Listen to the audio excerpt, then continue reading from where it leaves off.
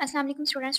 Today we will talk about the topic movement of water through xylem. Specifically, I am discussing about the tag mechanism.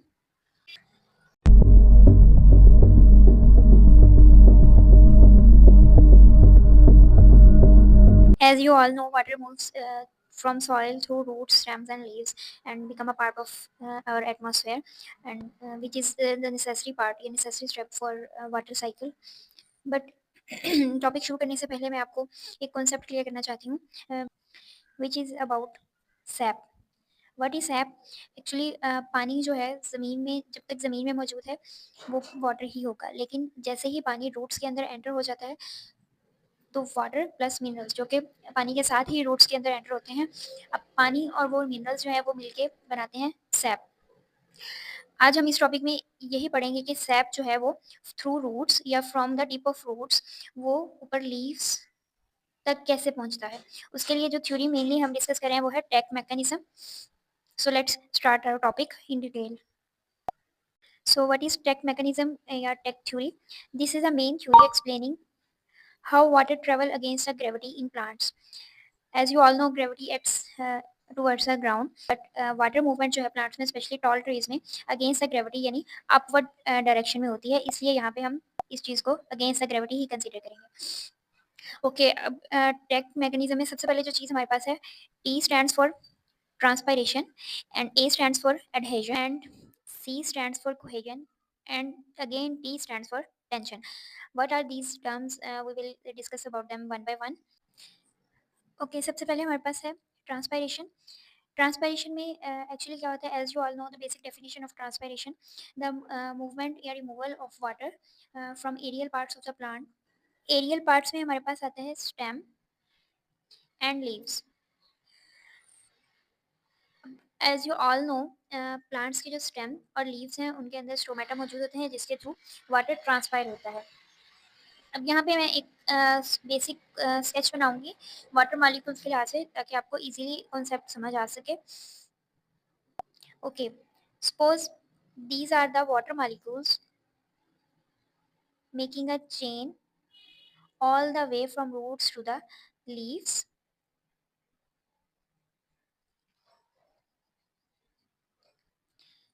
Okay, now what happened in transpiration? These water molecule will transpire and move out from the surface of the leaves. As you all know कि जब ये water molecule जो है ये remove हो जाएगा तो क्या होगा, यहाँ पे एक स्पेस क्रिएट हो जाएगी. अब उस स्पेस को फिल करने के लिए नेक्स्ट वाटर मॉलिक्यूल जो है वो मूव करेगा ऊपर की तरफ. अब इसी तरह जब वो दूसरा वाटर मॉलिक्यूल रिमूव होगा तो अगेन स्पेस क्रिएट हो जाएगी, उसकी जगह लेने के लिए नेक्स्ट वाटर मॉलिक्यूल मूव करेगा. इस तरह एक चेन बन जाएगी वाटर मॉलिक्यूल्स की, जो कि क्रिएट करेगी नेगेटिव प्रेशर, जिसको सिंपल वर्ड्स में आप कह सकते हैं सक्शन. अब ये नेगेटिव प्रेशर एक्चुअली क्या है, द फोर्स है, मेन ड्राइविंग फोर्स है जो कि पानी को ऊपर की तरफ मूव करती है, ऊपर की तरफ पुल करती है. नेक्स्ट हमारे पास है एडहेशन. अब एडहेशन क्या है, एक्चुअली वाटर मॉलिक्यूल्स जो है वो जाइलम वॉल के साथ स्टिक हो जाते हैं, उस चीज़ को हम बोलते हैं एडहेजन. यहाँ पे आपको डायग्राम में क्लियर नज़र आ रहा है कि ये वाटर मॉलिक्यूल्स आपस में तो एक ड्राइविंग नेगेटिव फोर्स जो है उसके थ्रू कंबाइन आपस में तो जुड़े ही हुए हैं, लेकिन इसके साथ साथ ये जाइलम वॉल्स के साथ भी अटैच होते हैं, यूँ कह लें कि जाइलम वॉल्स के साथ स्टिक होते हैं. उस चीज़ को हम बोलते हैं एडहेजन. उसका फ़ायदा क्या होता है कि एक unbreakable chain of water molecules बन जाती है, जो कि ट्रांसपायरेशन में भी हेल्प करती है. So what does adhesion do? Water molecules stick to the xylem walls, which prevent the water column from breaking, especially important in tall plants. So next हमारे पास आ जाता है cohesion. Cohesion क्या है? Water molecules stick to each other with the specific bonding. I'm going to explain it here. As you all know, one oxygen molecule is bound with two hydrogen atoms through hydrogen bonding. So the same thing is present in case of cohesion.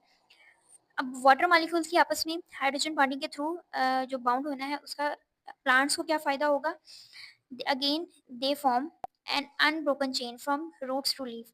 So the pull from transpiration extend all the way down. Actually जो पुल create हो रही है through the negative pressure या negative force जो है वो transpiration ही कर रहा है क्रिएट, लेकिन उस चीज़ को मेंटेन रखने के लिए all the way from roots to leaves जो है वो हमारे पास दो मैकेनिज्म है, cohesion and adhesion. And third one is tension. Again tension में क्या होगा, the negative pressure created by transpiration pull the entire water column upward continuously. कि वो जो नेगेटिव प्रेशर या नेगेटिव फोर्स ट्रांसपायरेशन की वजह से क्रिएट हो रही होती है उसको एडहेजन, कोहेजन और टेंशन के मैकेनिज्म के थ्रू हम मेंटेन रखते हैं. Summarize all the three steps through this diagram.